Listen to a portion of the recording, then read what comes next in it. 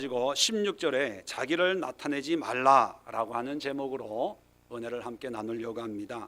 몇 주간에 걸쳐서 에덴 동산의 인간의 타락과 또 에덴 동산 동쪽 밖에 나와서 살아가는 그런 삶의 모습을 우리 간단히 살펴보았습니다. 결론적으로 지난주에 에덴 동산 밖에 사는 모든 인간 그리고 하나님을 믿는 모든 그리스도인들은 분명한 삶의 목적과 가치가 있다고 말씀을 드렸고, 그것이 뭐냐? 세 가지로 말씀을 드렸습니다. 창세기 3장에 하나님께서 인간을 내보내시면서 근원된 땅을 갈게 하셨다, 이 말씀을 중심으로 해서 첫 번째, 우리의 사명은 무엇입니까? 돈 많이 벌어서 교회 크게 짓고 장로 되고 선교하고 떵떵거리며 사는 것이 우리의 목적이 아니라 우리의 근원을 회복하는 거예요. 하나님의 창조의 근본인 우리의 육신은 흙으로 만들어졌고 거기에 하나님의 생기가 불어넣어졌을 때 생명이 되었던, 하나님 보시기에 심히 좋았더라, 하나님의 형상으로 만들어진 우리의 근본으로 돌아가는 것이 제일 첫 번째 우리의 사명이다 말씀을 드렸습니다. 두 번째는 그저 근본으로 돌아가는 것으로 끝나는 것이 아니라 그 흙으로 만든 하나님의 형상을 가진 인간에게 하나님이 뭘 주셨습니까? 하나님의 생기를 주셨을 때 생명이 되었거든요. 그렇다면 우리에게 가장 필요한 것이 무엇입니까? 우리에게 가장 필요한 게 뭐예요? 평소대로 대답하십시오. 여러분에게 가장 필요한 게 뭐라고요?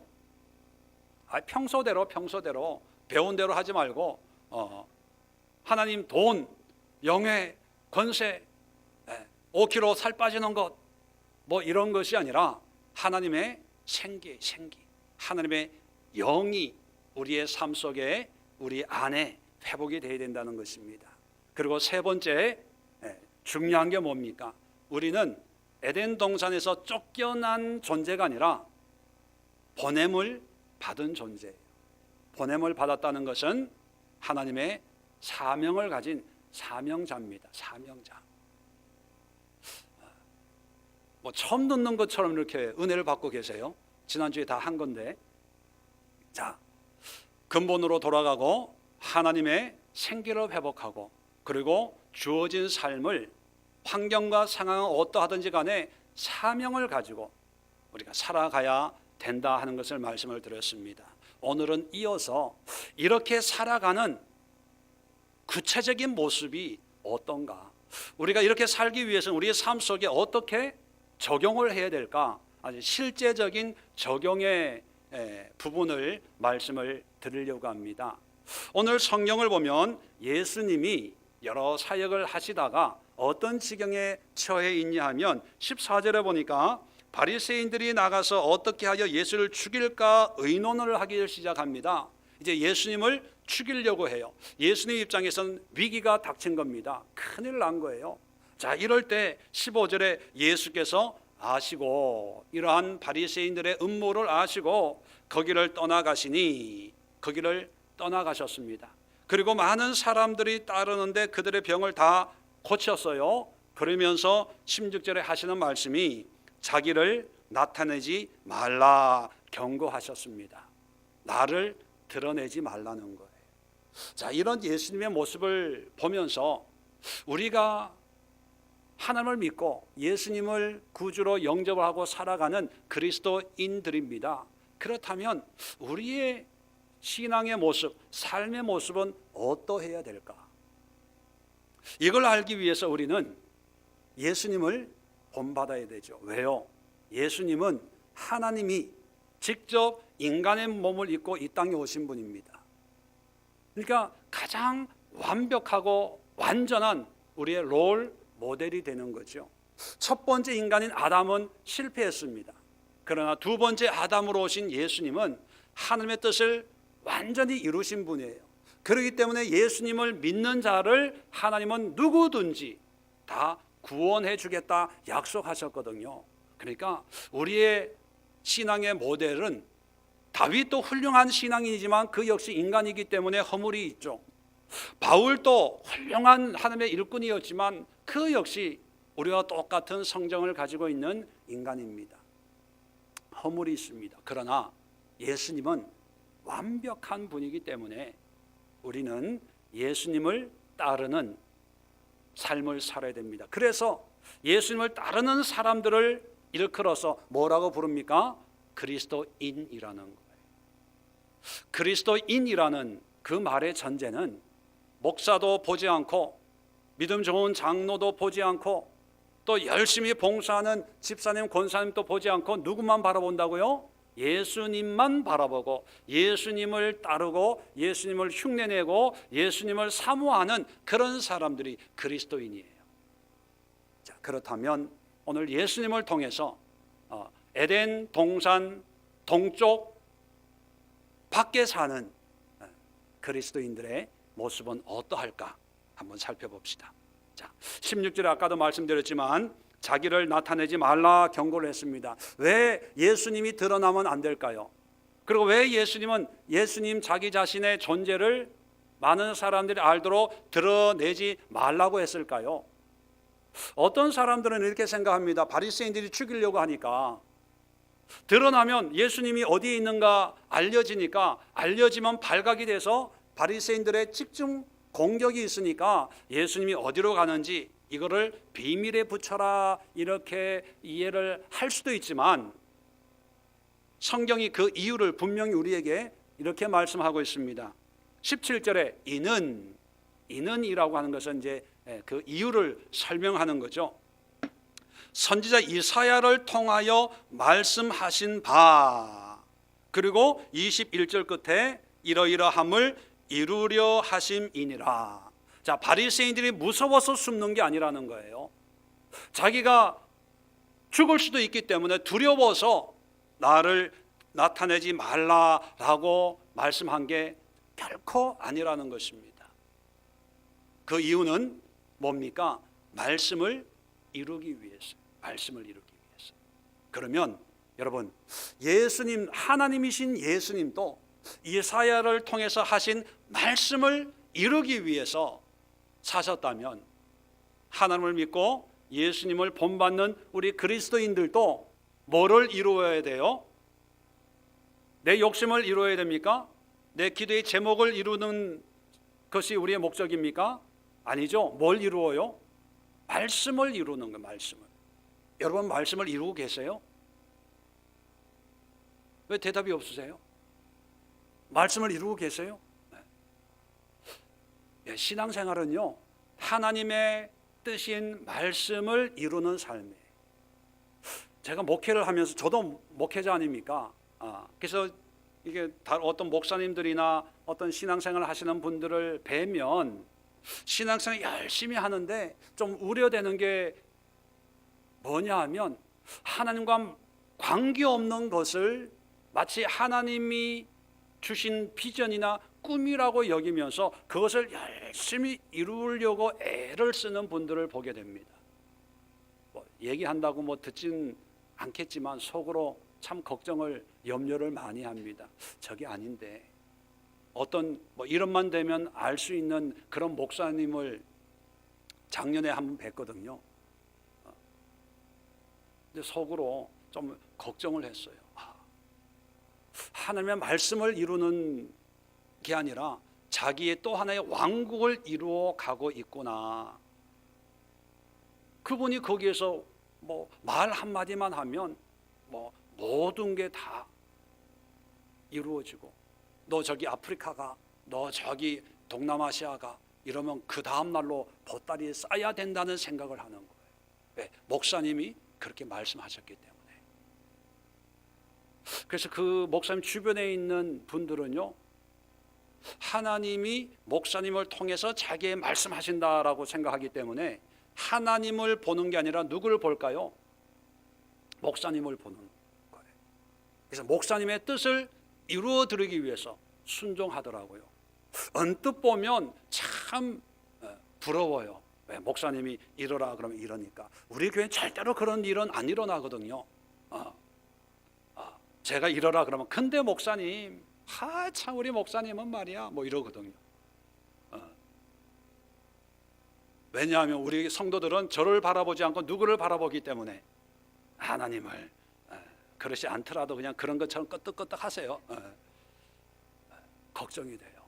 예수님도 자의로 말하지 않고 자의로 행동하지 않고 철저하게 하나님이 하라고 한 것을 하고 하나님이 주신 말씀만 하고 하나님의 뜻을 이루고 하나님의 말씀을 이루었다면 우리는 더 열심히 이루어야 되지 않겠습니까?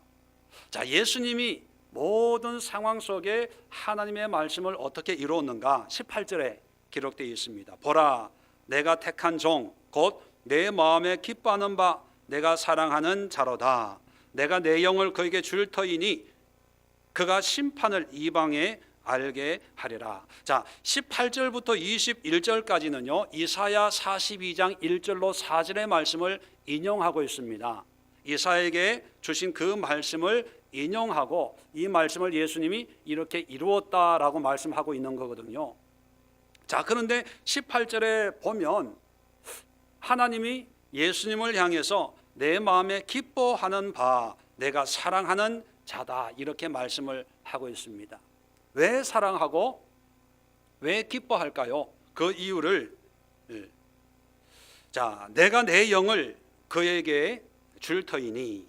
자, 하나님에게 물론 이사야가 800년 전에 예수님 오시기 800년 전에 예언했을 때는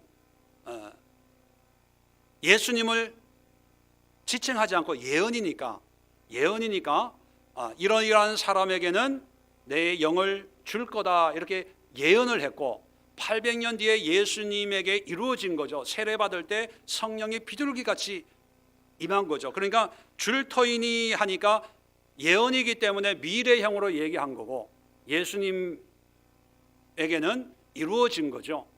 이렇게 예수님의 상황으로 얘기하면 내가 내 영을 그에게 주었다 뭐 이런 표현이 되겠죠. 다시 말하면 이겁니다. 아까 말씀드린 것처럼 지난주에 에덴 동쪽에 사는 우리가 가져야 될 세 가지 삶의 목적을 말씀을 드렸지 않습니까?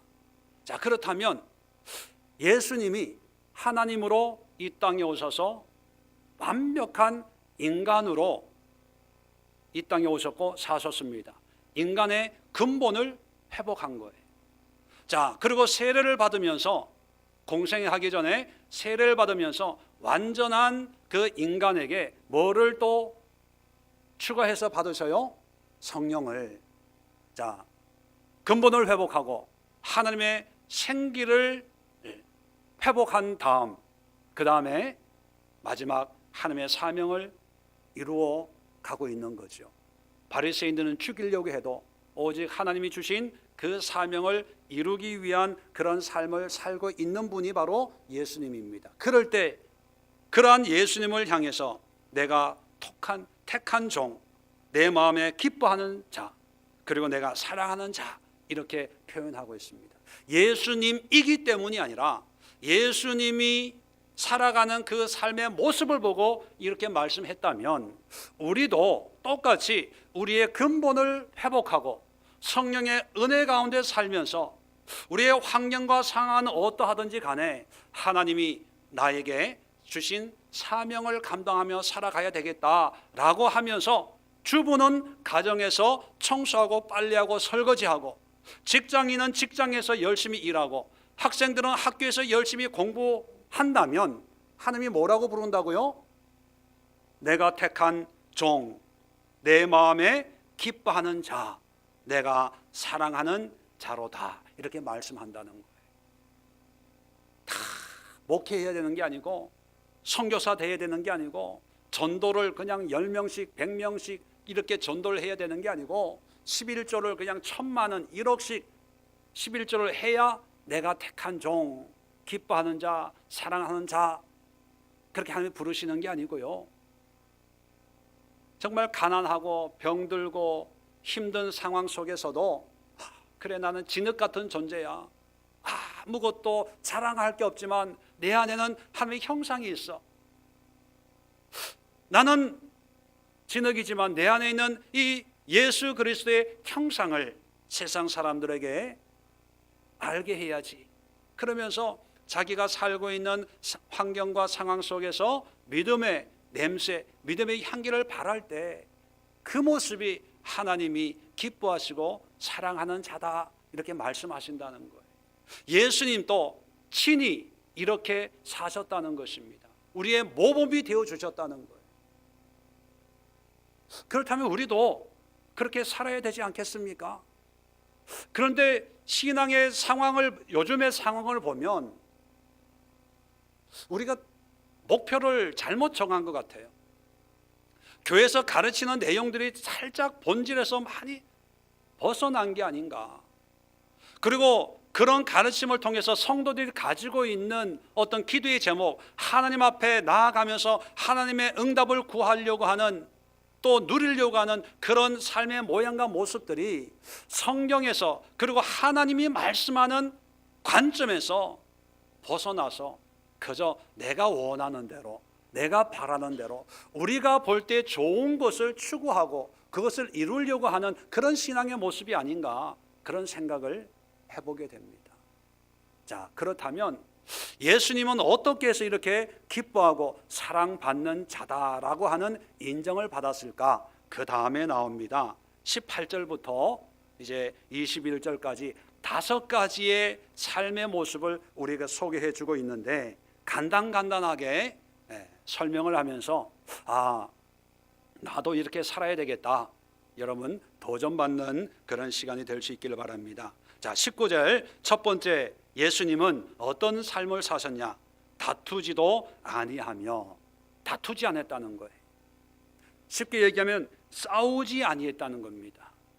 14절에 말씀드린 것처럼 바리새인들은 예수님을 죽이려고 해요. 근데 사실 보면 죽을 만한 그런 죄를 범한 게 아니거든요. 오히려 가난한 자를 도와주고 병든 자 치료해주고 귀신 들린 자 귀신 쫓아내서 정상으로 회복시켜주는 그런 좋은 일을 했는데도 불구하고 바리새인들은 예수님을 죽이려고 합니다. 자, 이런 상황이면 여러분 같으면 어떻게 하겠어요? 그냥 가만히 있어요? 이것들이 나를 그냥 만만히 보고 나를 깔보고 말이야, 너희들이 나를 죽인다고 한다고 해서 내가 죽을 사람 같아? 뭐 이러면서 아마 싸우려고 할 거예요. 그리고 예수님 정도 되면 싸워서 밀릴 아무런 이유가 없죠. 뭐 신학적으로, 논리적으로, 또 영적으로 이 바리새인들하고 논쟁을 해서 결코 질 수 있는 분이 아닙니다. 그렇다면 한번 싸워서 설득시켜서 무엇이 참이고 무엇이 거짓인가를 드러내면 오히려 전도에 더 효과가 있고, 야, 바리새인들이 꼼짝 못하던데 대제사장도 예수라는 청년 앞에 가니까 그냥 뭐 고양이 앞에 쥐꼬리던데, 이렇게 소문이 나면 오히려 전도하고 예수님의 어떤 사역에 도움이 되면 됐지, 해는 되지 않을 텐데 왜 예수님은 다투지 아니했을까? 여러분, 그 이유가 있습니다. 왜 다투지 아니했을까요? 힘이 없어서도 아니고, 상황이 어려워서도 아니고, 아니 바리새인들이 무서워서도 아니라 이유는 오직 하나예요. 본질에 집중하기 위해서요. 예수님은 싸우러 이 땅에 온 게 아니라 십자가를 통해서 모든 인류를 구원하기 위한 그 목적으로 오셨죠. 간단하게 말씀드리면 십자가를 향해서 한 걸음 한 걸음 걸어가는 그런 삶입니다. 그런데 이제 문제가 생겨서 싸워요. 싸우다 보면 처음에는 뭐 간단한 이슈를 가지고 싸우다 보면 한 번 싸우고 또 저 사람들이 가만히 있겠습니까? 싸움에 졌다고 포기하겠어요? 더 힘센 사람 데리고 와가지고 또 싸움하다 보면, 자꾸 싸움하다 보면 본질을 가지고 싸우는 것이 아니라 나중에는 비본질적인 감정 때문에 싸우다가 이제 본질에서 벗어나게 되죠. 여러분 부부싸움 많이 해보셨죠? 어떤 문제 가지고 얘기를 하다가 싸움이 일어나네요. 근데 그 싸우는 이유가 뭡니까? 본질과는 상관없이, 여보 왜 내 말을 듣는 태도가 그게 뭐야? 왜 내 말을 귓등으로 들어? 한마디 하면 내가 언제 그랬어? 뭐 이러면서 싸우는 거예요. 싸움이라는 것이 문제를 해결하는 것이 아니라 문제를 확장시켜요. 정신 문제 이런 거 뭐 모든 싸움도 본질을 해결하는 싸움은 거의 없다고 생각이 됩니다. 특히 신앙적인 것. 한국 교회 역사도 보면 많은 교리적인 싸움이 있어요. 근데 그 싸움을 통해서 어느 누구가 우리가 잘못했습니다, 용서해 주세요, 당신 말이 맞습니다 한 적이 없어요. 장로교, 감리교, 순복음, 성결, 뭐 장로교 중에도 뭐 합동 통합 뭐 많이 있잖아요. 이게 뭐냐면 싸움의 열매들이에요. 죄송하지만 싸워서 문제가 해결되는 게 아니라 싸워서 갈라지는 거예요. 그러니까 예수님은 안 싸우는, 힘이 없어서 안 싸우는 게 아니라, 무서워서 안 싸우는 게 아니라 본질에 집중하기 위해서. 그래서 여러분, 신앙생활 하면서 여러 가지 부조리를 보고 세상이 왜 이럴까? 제가 아는 어떤 목사님은요, 이 사회가 이러면 안 되는데 너무 하나님의 정의가 약해지고 또 세상에 악한 사람들이 이 세상에 뭔가 기득권을 가지고 있는 이런 것은 하나님 보시기에 악한 거야 이러면서 막 이게 데모를 하고 이게 그런 사회 활동하는 그런 목사님이 계시거든요. 그런데 오래전에 만났다가 얼마 전에 소식을 들어보니까 뭐냐면 이제는 이제 하나님의 말씀과는 본질과는 떠나 있더라고요. 그저 어떤 이슈를 해결하기 위해서 이제 그런 일을 하는 목사님이 됐더라고요. 왜요? 자꾸 싸우다 보니까 이제 본질에서 벗어나는 거예요. 예수님도 만약에 싸우셨으면 아마 십자가 안 지고 예수님이 어느 순간 왕이 되어 싸움의 왕, 논쟁의 왕, 달변의 왕 이런 존재가 되었을 수도 있었을 것입니다. 에덴 동쪽을 사는 우리 그리스도인들은 문제를 보지 말라는 게 아닙니다. 문제가 있다면 그것이 하나님 안에서 좋은 건지 나쁜 건지 분별은 해야 되죠. 그렇다고 그 분별을 위해서 다투고 논쟁하고 싸울 그런 여유가 없습니다. 왜요? 우리에겐 분명한 사명이 있지 않습니까? 사명은 뭐예요? 우리의 본질을 회복하고 성령의 은혜를 회복하고 그래서 하나님의 사명을 이루는 것이 우리의 본질이기 때문에 다툼은 다툼만을 낳는다는 것을 우리는 기억하고, 그래서 우리 그리스도인들은요 논쟁을 피해야 됩니다. 예수님도 15절에 다 아시지만 거기를 떠나가셨어요.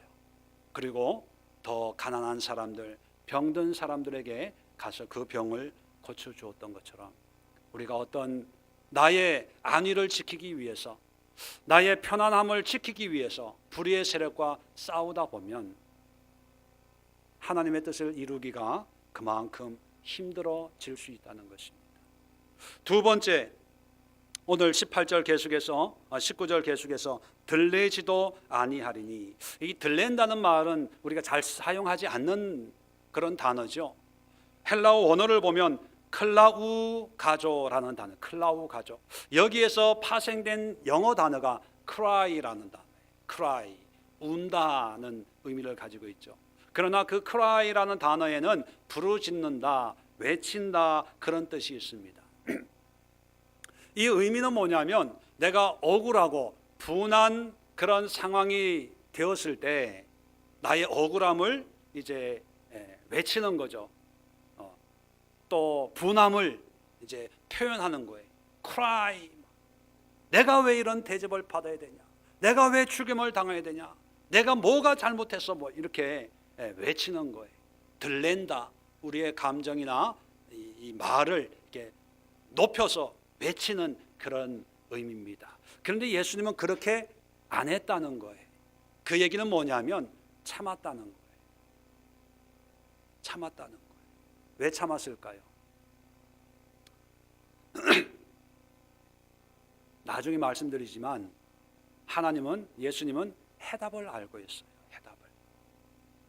전번에도 말씀드렸지만 시험 보고, 학교 다닐 때 시험 보고 틀린 애들이 1번이 정답, 2번이 정답 큰 소리 쳐요. 그리고 그 틀린 답인데도 불구하고 그것 보고 난 맞았어, 나는 틀렸어 이렇게 하잖아요. 근데 공부 잘하는 애들은요 정답 안 맞춰요. 왜?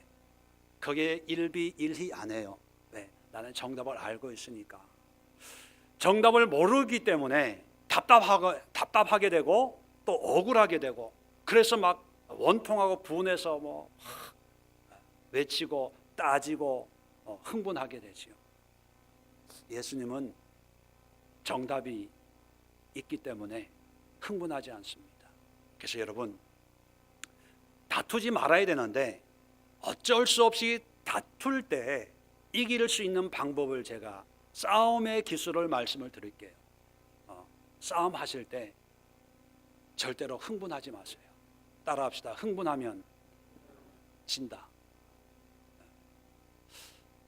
어떤 분이 저한테 무슨 상담을 하다가 그래요. 목사님, 집사람하고는요 얘기가 안 통해요. 얘기가. 그래서 나중에 알고 보면 말이 안 통하는 게 아니라 안 통하게끔 하시더라고요, 이분이. 근데 말이 안 통하게 하는 일 중에 제일 빈번하게 일어나는 일이 뭐냐면, 무슨 문제가 있으면 이분이 먼저 흥분하고 소리를 질러요. 남자가 소리 지르면 여자의 귀가 열릴까요? 닫힐까요? 닫혀요. 그러니까 얘기를 해도 안 되는 거예요. 그러니까 말이 안 통하는 게 아니라 본인이 말이 안 통하게끔 하는 거예요. 그래서 싸움할 때 특히 남자들이, 저도 물론 그 중에 한 사람이지만 싸움할 때는요 흥분하면 안 돼요. 흥분해서 감정이 앞서면 사실 팩트를 보는 게 아니라 감정에 치우쳐 있기 때문에 바른 판단을 못하게 됩니다. 그리고 흥분하면 상대방으로 하여금 긴장을 야기시키기 때문에, 긴장을 하면 모든 게 오그라들어요. 눈, 귀, 마음, 생각이 오그라들기 때문에 거기에 어떤 소통이 일어나지 않아요. 쉽지는 않지만 다툼이 있을 때는 냉정해야 됩니다. 들려면 안 돼요. 예수님도 30세에 건장한 청년 아니었습니까?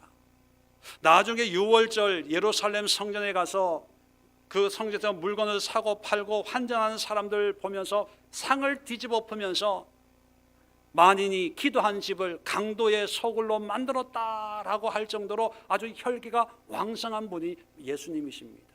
그렇게 예수님의 성격이요 온화하고 저 같은 성격이 아니라니까요.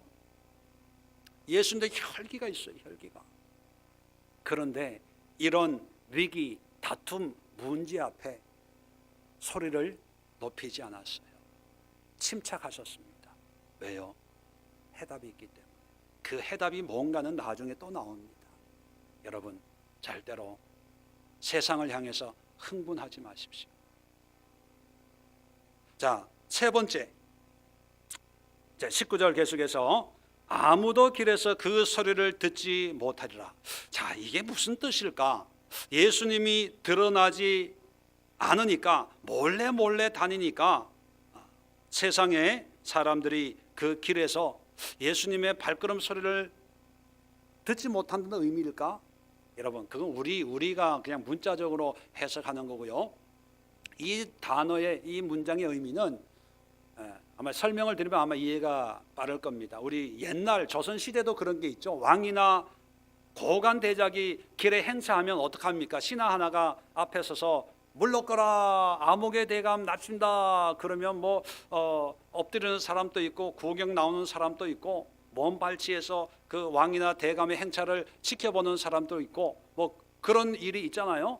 이 이스라엘에도 고관 대작이 이제 어떤 길에 가면 그의 출현을 이제 알리는 그런 일을 합니다.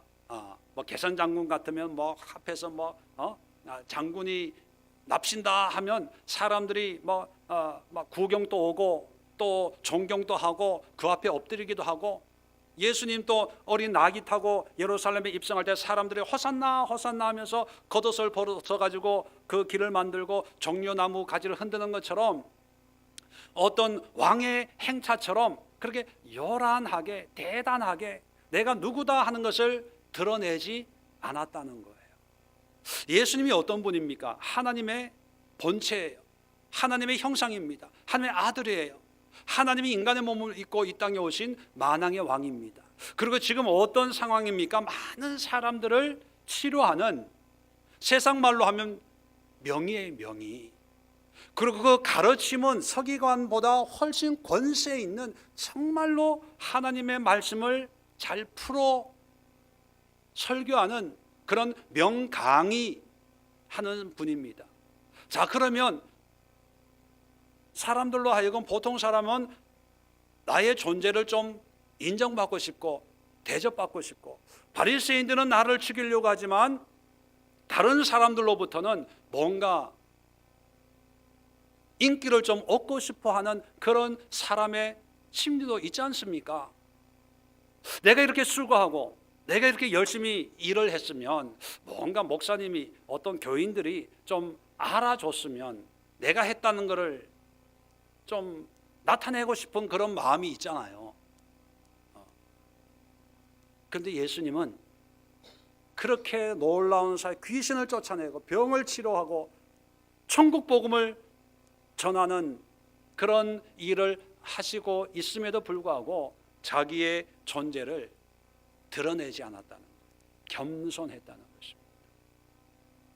요즘은 PR 시대라서 뭐 작은 것도 뭐 이렇게 뭐 내가 했고 뭐 이렇게 드러내는 그런 시대 아닙니까? 그리고 조금 인기가 있으면 뭐 방송이나 TV나 뭐 이런 데서 뭐 책을 쓰고 뭐 해가지고 사람들로부터 인기를 얻을 때, 야, 대단하다, 하나님의 축복이다, 하나님이 쓰시는 사람이다, 이렇게 여겨지는 그런 시대입니다. 그런데 예수님은 충분히 오늘날로 보면 잠실 운동장이나 이런 데서, 상암 경기장에서 사람들을 모아놓고 대중 집회를 하면서 우레와 같은 박수와 예수 예수 뭐 이런 그런 환호와 호응을 충분히 이끌 수 있는 그런 상황인데도 불구하고 예수님은 그렇게 하지 말라 경고했어요. 나를 나타내지 말라 경고했다는 거예요. 이게 에덴 동쪽을 사는 사람들의 모습입니다. 뭐 우리 교회는 뭐 나타내고 싶어도 알아주는 사람이 없어서 안 나타내지만, 오늘날은 가치관이 바뀌어가지고 뭔가 드러나고 나타나고 사람들의 인기가 있을 때 그것을 하나님의 축복이다라고 자동적으로 생각하는 그런 현상들이 있습니다. 물론 그게 다 나쁘다는 게 아닙니다. 그것도 하나님의 뜻일 수 있어요. 그러나 그럼에도 불구하고 자기 자신은 드러나지 않도록 해야 돼요. 자, 예수님은 드러나지 않도록 했지만 많은 사람들이 몰려들었어요. 이건 어쩔 수 없는 거죠. 자, 사람들이 몰려들었음에도 불구하고 예수님은 철저하게 자기를 겸손하게 낮추는 그런 삶을 살았습니다. 사람들이 예수님을 왕으로 섬기려고 할 때 오병이어의 기적을 경험한 사람들이 왕을 삼으려고 했거든요. 그런데 예수님이 어떻게 하셨습니까? 도망가셨어요. 숨으셨어요. 그런데 오늘날 현상은 어떻습니까? 사람들이 나를 왕으로 삼으려고 할 때 어떻게 생각할까요? 드디어 때가 됐구나. 이제 하나님의 은혜 역사가 시작이 되는구나. 그렇게 생각하는 거 아닙니까? 세상이 나를 세우려고 해도요, 에덴의 동쪽을 사는 사람들은요, 오히려 그 자리를 피해야 됩니다. 무명의 삶을 추구해야 돼요. 저도 그런 생각을 가지고 목회합니다. 뭐 그럴 가능성도 없지만 그렇게 될 이유도 없지만 제 마음에는요 그렇게 마음을 먹고 있어요.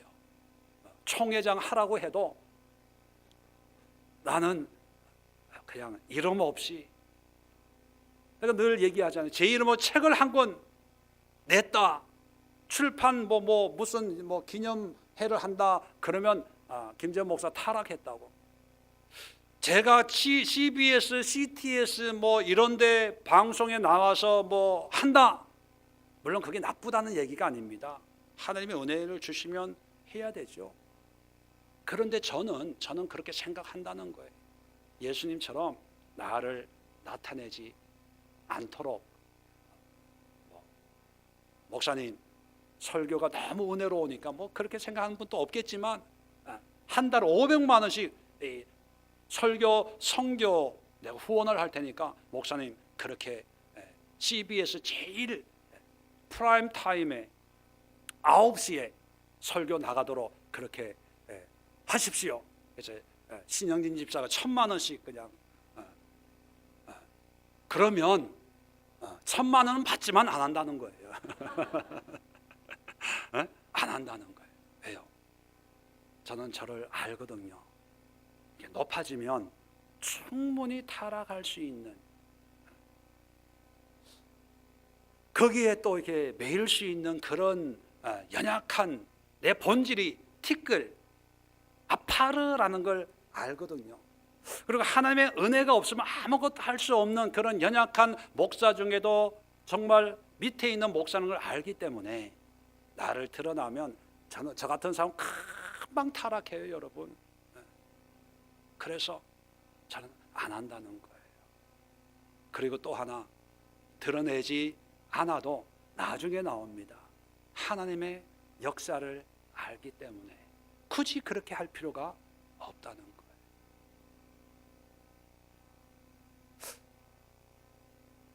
예수님은 이렇게 사셨는데 그 예수님을 따른다고 하는 사람들은 어떻게 살아요? 이렇게 살아요? 반대로 살아요? 일반적으로 보면 자꾸 이름을 내려고 해요. 나를 인정 안 해주면 기분 나빠하고요. 무슨 교회 연합 집회를 하면 2시간 집회를 하면요 앞에 1시간은 소개하는 시간이에요. 소개하는 시간, 인사말. 미국에 가면 1년에 한 번씩 한국의 유명한 목사님 모시고 할렐루야 전도 집회를 해요. 큰 체육관이나 교회를 빌려가지고 2시간 하는데 1시간 반은 인사하는 거예요. 축사, 권면, 무슨 증경회장 한마디, 무슨 한마디, 한마디. 설교 시간은 30분밖에 없어요. 30분.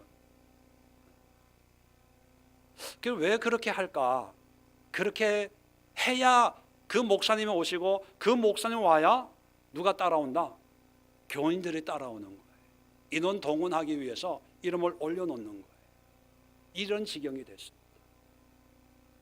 여러분, 우리 교회만큼이라도, 우리 교회 다니는 우리 성도님만큼이라도 열심히 봉사하고 열심히 일하셔야 되는 거예요. 열심히 하지만 그러나 오른손이 하는 것을 왼손이 모르게 해라 하는 것처럼 그냥 우리의 존재를 드러내지 마세요. 안 드러내도 나중에 다 이게 드러나게 되어 있어요. 자, 계속해서 20절 보면 네 번째 삶의 모습이 나옵니다. 상한 갈대를 꺾지 아니하며 꺼져가는 심지를 끄지 아니하시기를. 자, 예수님은 상한 갈대를 꺾지 않는데요.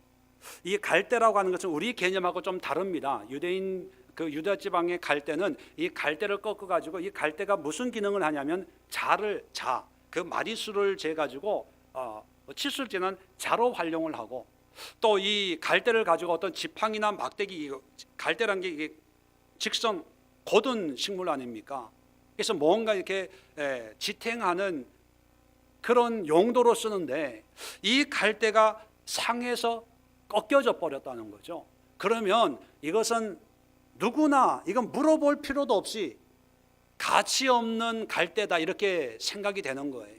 가치 없는 갈대는 그냥 베어버리는 거예요. 불쏘시개로 사용 할 수 있는 거. 이건 아이들한테 물어봐도 이건 상식으로 통하는 겁니다. 자, 그 다음에 꺼져가는 심지. 여러분 옛날에 호롱불 켜 보셨어요?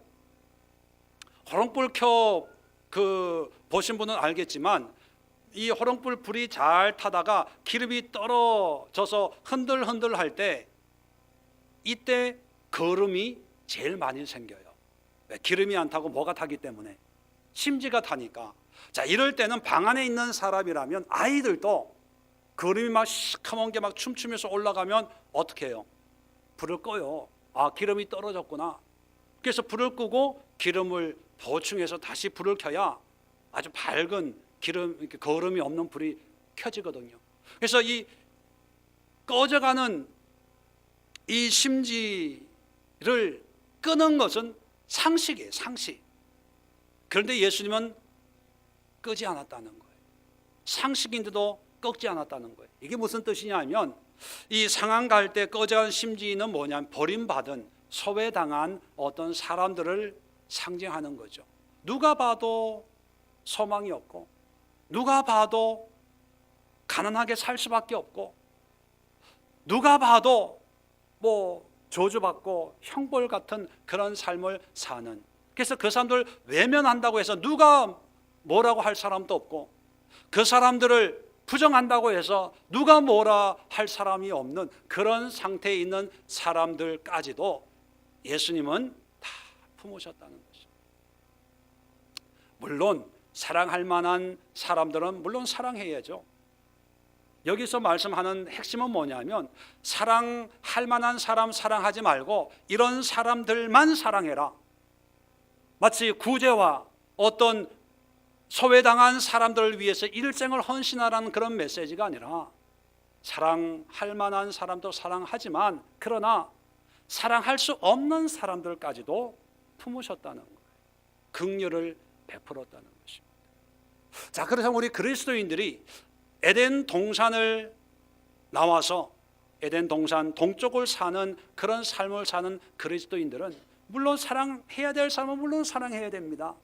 그런데 사랑할 수 없는 사람도 무시하지 말라는 거예요. 부정하지 말라는 거예요.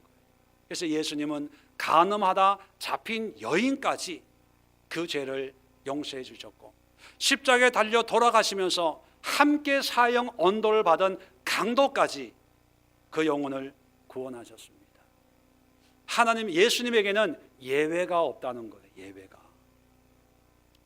그렇다면 우리 그리스도인들도 예수님의 삶을 흉내내고 따라가야 되는데, 어떤 면에서는 오늘날 교회가 많고 믿는 사람이 많아지면서 우리의 사랑의 대상이 교회 안에 머물고 있는 것이 아닌가.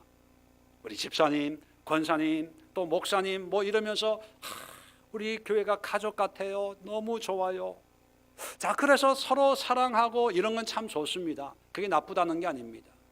또 하나, 우리 바깥에 상한 갈대와 같은 사람들이 있지 않을까, 꺼져가는 심지가 있지 않을까. 자, 그럴 때 그들을 도와주라는 거죠.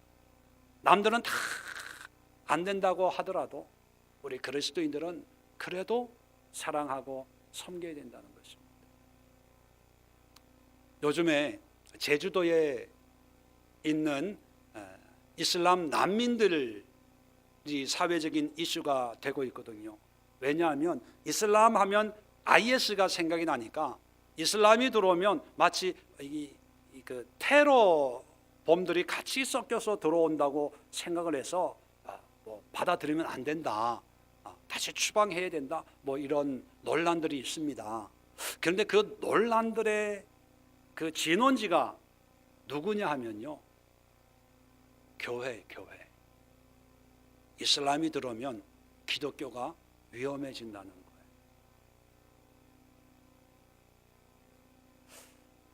그런데 저는 그렇게 생각하지 않습니다. 이슬람이 들어오면 교회가 위험해진다고 생각하는 사람들이 주로 하는 얘기가 유럽이거든요.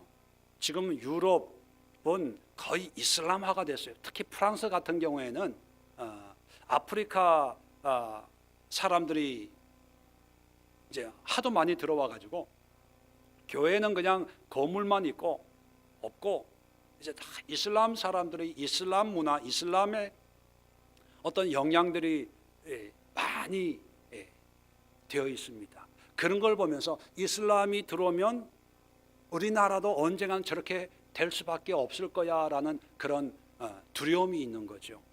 그런데 여러분, 엄밀하게 보면 제가 보는 관점이에요. 제가 보는 관점으로 말씀드리면 유럽이 이슬람화가 된 것은 이슬람이 강해서가 아니라 기독교가 약해져서 그런 거예요.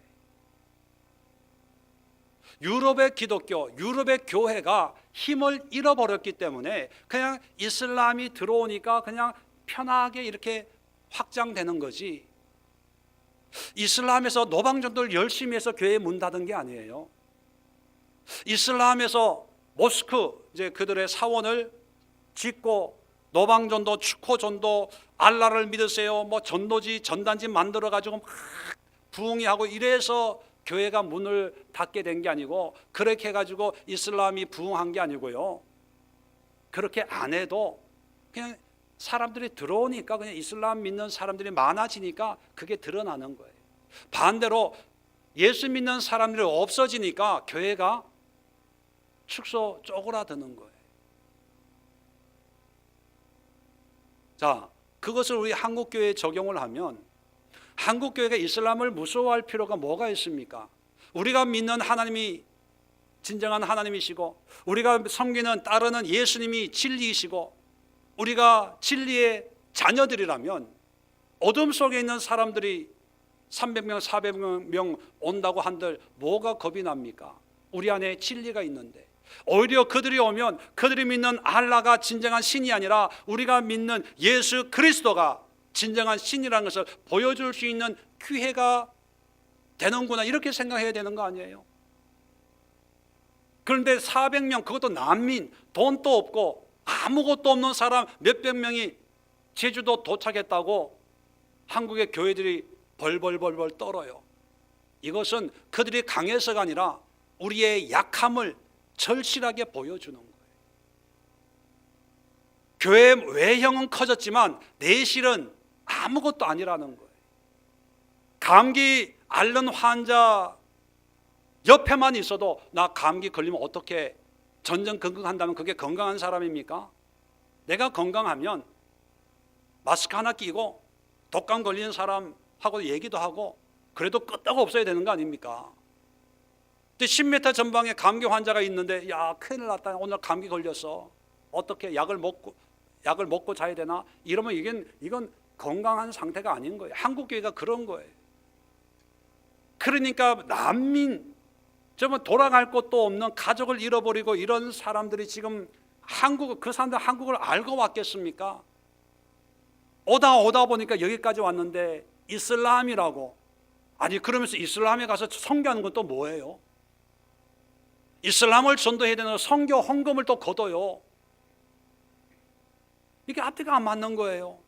비록 그들이 하는 보식이 어떻게 볼지 모르지만 환경적으로 보면 꺼져가는 심지와 같은 마지막 희망을 안고 한국에 온 사람들, 어떻게 보면 상한 갈대와 같이 아무것도 할 수 있는 상황이 아닌 사람들이에요. 자, 그렇다면 우리가 많은 것은 아니지만 적어도 외면하지는 말아야지요. 부정하지는 말아야 되지 않을까요? 이게 예수님의 마음이 아닐까요? 우리가 강하면요, 누구든지 담대하게 복음을 전할 수 있지만, 내가 약하면 그들이 가지고 있는 어떤 조건만 보고 두려워하는 것, 그것은 에덴 동쪽에 사는 사람들의 모습이 아닙니다. 우리 주변에 꺼져가는 심지가 있다면, 남들은 다 비난하고 조롱해도 우리 그리스도인들은 다가와서 돈은 없어도 따뜻한 말 한마디라도 힘내세요, 하나님이 은혜를 베풀어 줄 겁니다, 위로하고, 기회가 되면 복음을 전하고, 상한 갈대처럼 외면당하고 버림당한 사람이 있다면 크게 도와주지는 못해도 그들이 있는 곳에 우리가 같이 있어주는 것만도 그들에게는 힘이 되지 않을까요? 마지막으로 오늘 20절 끝에 보면 이런 말씀을 합니다. 심지어 끄지 아니하기를 심판하여 이길 때까지 하리니 또한 이방인들이 그의 이름을 바라리라. 자, 예수님이 이렇게 사신 이유는 두려워서도 아니고 무서워서도 아니라 이길 때까지 하리니, 이긴다는 건 승리예요. 소망을 가지고 산다는 거예요.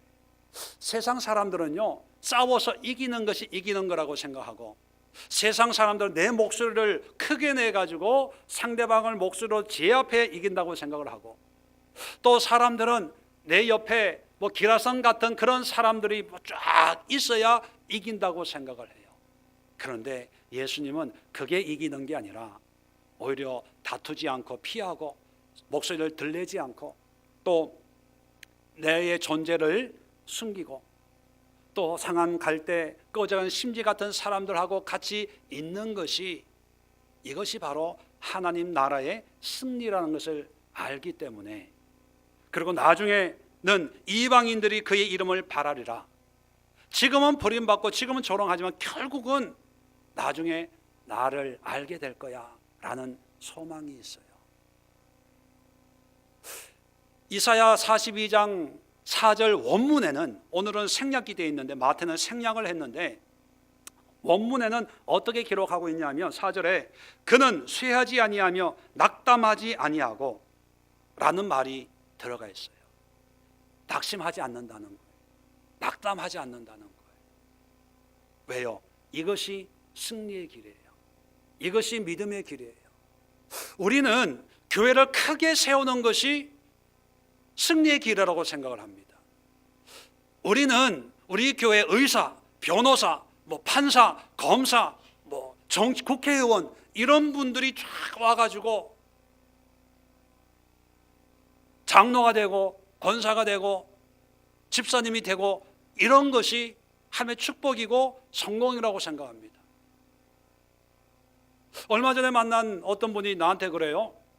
소강성 목사님을 만났대요. 저기 분당에 있는. 근데 만나가지고 30분 얘기하는데 20분을 남진 장로 된 얘기를 하더래요. 남진 가수 아시죠? 저 푸른 초원위에. 그분이 거기서 장로님이 됐나 봐요. 30분 얘기하는데 20분 동안 처음부터 그냥 그 얘기하고 10분 차 마시고 잘 가라고 해서 왔다고. 여러분, 우리가 바뀌어져야 돼요. 우리는 세상에 드러나야 된다고 생각하지만 예수님의 가르침은 드러나지 않는 거예요. 우리는 목소리를 크게 외쳐야 된다고 생각을 해요. 그런데 들리지 않는 거예요. 우리는 싸워가지고 우리의 뜻을 관철시켜서 이겼다, 이것이 승리라고 생각을 합니다. 그런데 다투지 않는 거예요. 우리는 유명한 사람을 전도를 해가지고 우리 교회에 누구도 나온다, 누구도 나온다, 이게 교회 부흥이라고 생각을 해요. 그런데 우리 교회에 상한 갈대들이 있어, 우리 교회에 꺼져가는 심지들이 나와, 이게 이김이에요.